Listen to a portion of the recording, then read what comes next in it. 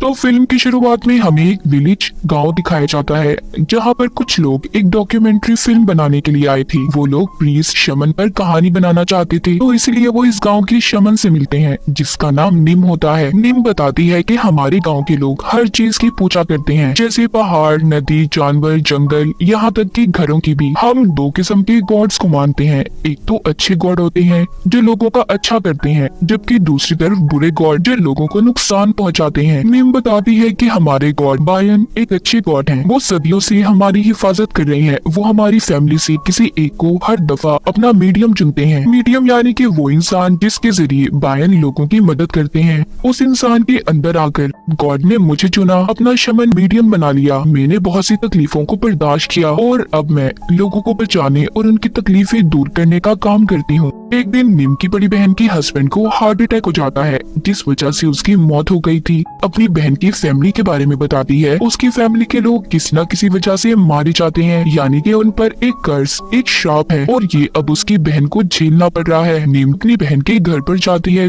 अब क्योंकि इसकी बहन की फैमिली में सब मर चुके थे, बचे थे तो सिर्फ उसकी बहन और बहन की बेटी जिसका नाम मिंक होता है। मिंक का रवैया नीम को बिल्कुल अच्छा नहीं लगता, क्योंकि उसे बात बात पर गुस्सा जाता था। एक रात जब नीम मिंक को आवाज देती है, उसे बुला रही थी, मगर मिंक उसे कोई जवाब नहीं देती। तभी नीम की नजर मिंक पर जाती है, जो लगातार एक अंधी बुरी औरत को घूर रही थी। जब सुबह होती है तो ये सब लोग देखते हैं उस बुरी औरत की मौत हो चुकी थी। ये सब देखकर निम को अपनी बहन की बेटी मिंक के अंदर कुछ अजीब लग रहा था, इसीलिए अगले दिन वो दोबारा अपनी बहन के घर आती है और मिंक के कमरे से कुछ ढूंढने लगी थी। तो तलाशी लेने पर उसे मिंक की अलमारी से कुछ ऐसा सामान मिलता है जिससे भूत प्रेत से बचा जा सकता था। तभी अचानक से मिंक आ गई थी, जिसने उनसे वो सारा सामान ले लिया था और उन्हें यहाँ से जाने का कहती है। ये सब देखकर निम अपनी बहन से पूछती है कि आखिर तुम्हारे घर में चल क्या रहा है, बताओ मुझे, कुछ तो गड़बड़ है। जिस पर उसकी बहन जवाब देती है कुछ नहीं, और निम को अपने घर से जाने का कहती है। और अब निम अपनी बहन के घर से वापस आ गई थी। डॉक्यूमेंट्री की टीम निम से पूछती है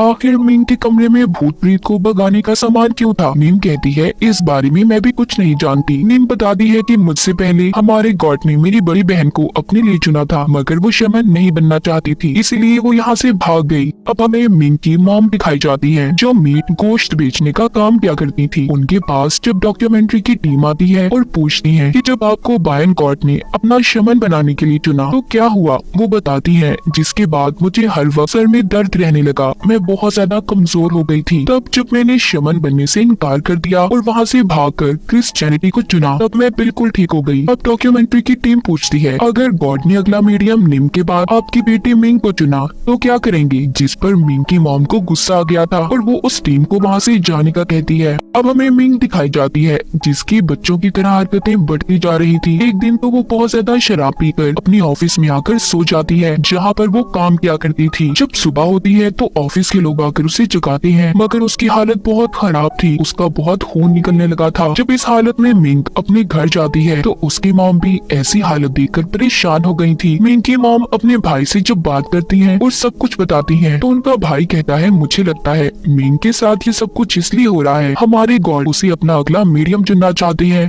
तुम्हें इस बात की इजाजत दे देनी चाहिए। उधर मिंक के बॉस ने भी उसे ऑफिस से निकाल दिया था, क्योंकि मिंक रोजाना ऑफिस बंद होने के बाद वहाँ पर जाकर गलत हरकतें क्या करती थी, जिसका पता बॉस को कैमरा रिकॉर्डिंग में चलता है। मिंक भी अब इन सब चीजों से बहुत ज्यादा तंग आ चुकी थी। एक दिन तो मिंक खुद को मारने की भी कोशिश करती है, मगर जल्दी उसकी मॉम ने उसे देख लिया था और बचाकर हॉस्पिटल ले आती है। जब निम हॉस्पिटल में मिंक से मिलने आती है तो निम की बहन उसे बताती है कि मिंक के साथ सब कुछ वही हो रहा है जो तुम्हारे और मेरे साथ हुआ था, जब हमारे गॉड ने हमें शमन बनाने के लिए अपना मीडियम चुना था। सब बातें सुनकर निम कहती है नहीं, ये बायन गॉड की आत्मा नहीं बल्कि कोई बुरी ताकत है जिसने हमारी मिंक पर कब्जा कर लिया है। इन सब बातों के बारे में और पता करने के लिए निम दोबारा से अपनी बहन के घर पर जाती है, तो उसे वहाँ पर आकर एक और बात पता चलती है। जैसे कि हमें कहानी के शुरू में बताया गया था, निम की बहन की फैमिली के लोग बेवजह मारे जाते थे, तो यहाँ पर निम को पता चलता है कि उसकी बहन के बेटे की मौत किसी हादसे की वजह से नहीं बल्कि उसने अपनी जान खुद ली थी। अब ये उस जगह पर जाती है जहाँ पर इसकी बहन के बेटे ने खुद को मारा था। ये उस जगह पर जाकर उसकी आत्मा को बुलाकर पूछती है कि तुम अपनी बहन को क्यों तंग कर रहे हो,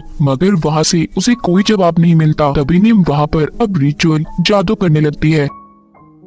उधर दूसरी तरफ नीम की बहन अपनी बेटी मिंग को एक प्रीस्ट के पास ले जाती है और पूजा करवाने लगती है। तभी वहाँ पर नीम आ गई थी, जो सब चीजों को रोक कर कहती है, तुम जानती भी हो तुम क्या करने वाली थी। ये सब देखकर मिंग को गुस्सा आ गया था, वो वहाँ से भाग जाती है। वो भाग कर न जाने कहाँ चली गई थी। सब लोग उसे बहुत ढूंढते हैं मगर उसका कहीं पर पता नहीं चलता। जिसके बाद मिंग की मॉम अपने भाई को लेकर पुलिस स्टेशन उसकी रिपोर्ट लिखवाने जाती है। नीम अपनी बहन से कहती है कि उसने बायन गॉड को ठुकराकर क्रिश्चियनिटी को अपने लिए चुना था, तो क्या पता हमारी गॉड तुमसे नाराज हो, तुम्हें उनसे माफी मांग लेनी चाहिए, जिससे सब कुछ ठीक हो सकता है। क्या पता तुम्हारी बेटी भी ठीक हो जाए। नीम की बहन उसकी बात को मानकर गॉड से माफी मांग लेती है। अब नीम दोबारा से मिंग के कमरे की तलाशी लेती है, जहाँ पर उसे बहुत सा गंदा सामान मिला था और इसी की वजह से मिंग का दिमाग गलत काली ताकतों ने कंट्रोल में किया था। अब इस सारे सामान को लेकर नीम उसी जगह पर रिचुअल जादू करती है, जहाँ पर उसकी बहन की बेटी ने अपनी जान दी थी। वहीं पर दूसरी तरफ मिंग की मॉम को पुलिस बताती है कि मिंग ने भागकर एक कैब गाड़ी बुक करवाई थी और खुद को एक सुनसान जंगल के रास्ते में छोड़ने का कहा। वो गाड़ी का ड्राइवर जब उसे छोड़कर जाने लगा तो उस जगह पर हर जगह मिंग ही दिखाई दे रही थी और ये सब कुछ उस गाड़ी के कैमरा में रिकॉर्ड था। एक रोज अब मिंग के भाई की आत्मा से नीम की बात होती है, जो बताता है कि इन सब के पीछे उसका कोई हाथ नहीं है। साथ ही वो ये भी बताता है कि अभी इस वक्त उसकी बहन नीम कहाँ पर होगी। जब नीम बताए हुए पते पर जाती है तो वहाँ पर उसे जंगल के दरमियान एक सुनसान घर दिखाई देता है। जब उस घर के अंदर जाती है तो वहाँ पर मिंग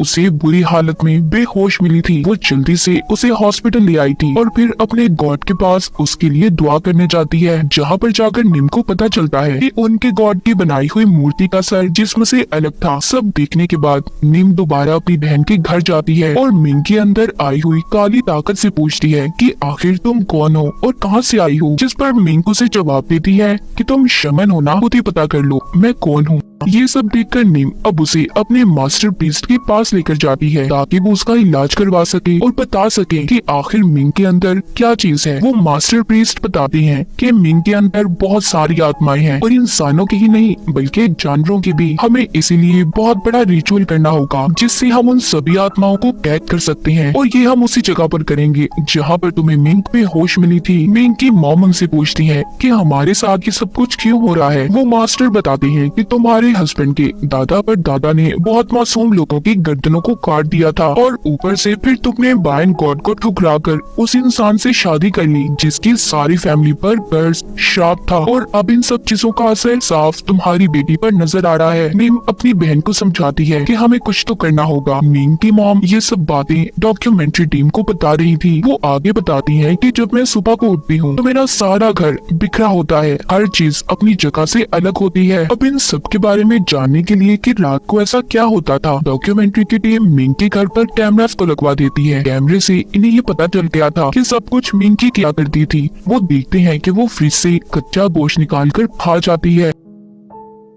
एक रात को मिंग अपनी मॉम के भाई के बच्चे को उठाकर खेतों में ले गई थी मगर जल्दी उन्हें वो बच्चा तो नीचे गिरा हुआ मिल गया था। तभी अचानक से मिंग आकर अपनी मॉम के भाई पर चाकू से हमला कर देती है। तभी यहाँ पर कैमरामैन और उसकी मॉम आकर अपने भाई को बचा लेती है। इस तरह कई दिन गुजर जाते हैं। नीम भी अब अपनी बहन से मिलने नहीं आई थी। जब नीम की बहन उसके घर जाकर देखती है तो वो नीम को बिस्तर पर मरा हुआ देखती है, जिसके बाद नीम का फ्यूनरल किया जाता है। नीम की बहन मास्टर प्रीस्ट से पूछती है कि अचानक से ऐसे नीम की मौत कैसे हो गई, मगर मास्टर प्रीस्ट कहते हैं कि इस बारे में तो मैं कुछ भी नहीं जानता। नीम की मौत का राज किसी को भी नहीं पता चलता। तो मास्टर प्रीस्ट कहते हैं कि हमने जो रिचुअल जादू करने का दिन मुकर्रर किया था उसी दिन हमें ये रिचुअल करना होगा। अब रिचुअल उसी सुनसान घर में शुरू किया जाता है। इन्होंने सारी आत्माओं को एक मट्टी में जमा कर जलाना था और मिंग को इन्होंने तब तक उसके घर में ही कैद करना होगा जब तक रिचुअल खत्म ना हो जाए। ये उसके कमरे के दरवाजे पर कुछ लिखकर चिपका देते हैं जिससे वो दरवाजा ना खोल पाए और बाकी के लोगों को भी दरवाजे को खोलने से मना करते हैं, चाहे मिंग किसी भी हालत में क्यों ना हो। दूसरी तरफ रिचुअल किया जा रहा था।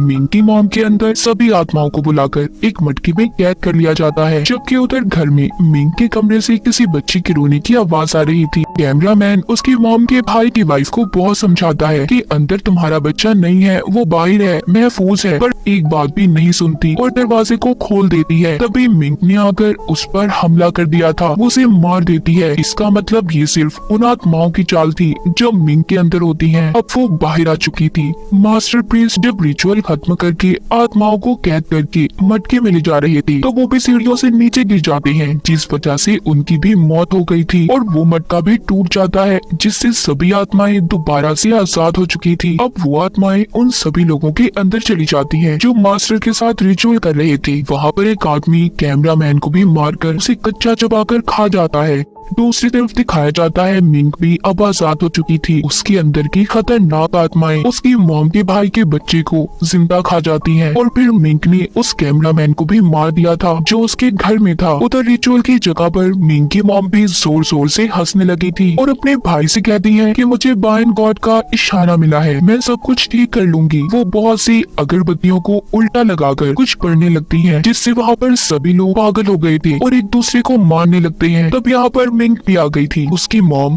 अपनी बेटी के सर पर हाथ रख के पूछती है कि बताओ तुम लोग कौन हो और मेरी बेटी के पीछे क्यों पड़े हो। तभी मिंग के अंदर से आवाज आती है कि कोई भी नहीं बचेगा। उसने अपनी मॉम को भी तेल डालकर जिंदा जला दिया था। अब बस आखिर में इस डॉक्यूमेंट्री को रिकॉर्ड करने वाला कैमरामैन बचा था, उसे भी मिंग मार देती है, जिस वजह से उसका कैमरा नीचे गिर गया था। उसके कैमरा में आखिरी रिकॉर्ड वीडियो के मुताबिक हमें दिखाया जाता है कि निम जब बायन की पूजा कर रही थी तो अचानक से उसने थाली को नीचे गिरा दिया था। जब कैमरामैन पूछता है क्या हुआ तो वो बताती है कि मुझे अब लगता है बायन उसके साथ नहीं है, क्योंकि मैं एक श्रापित फैमिली की मदद कर रही हूँ और उस फैमिली की जो बायन को ठुकरा कर चली गई थी, क्योंकि वो जान चुकी थी वो उनसे नाराज होकर जा चुके हैं। तभी उसे मूर्ति टूटी हुई मिली थी। निम जान गई थी कि बहुत कुछ गलत होने वाला है, अब वो किसी की भी मदद नहीं कर सकती, इसीलिए उसने कुछ खाकर अपनी जान दे दी। और इसी हॉरर एंडिंग के साथ इस फिल्म की कहानी भी यहीं पर खत्म हो जाती है।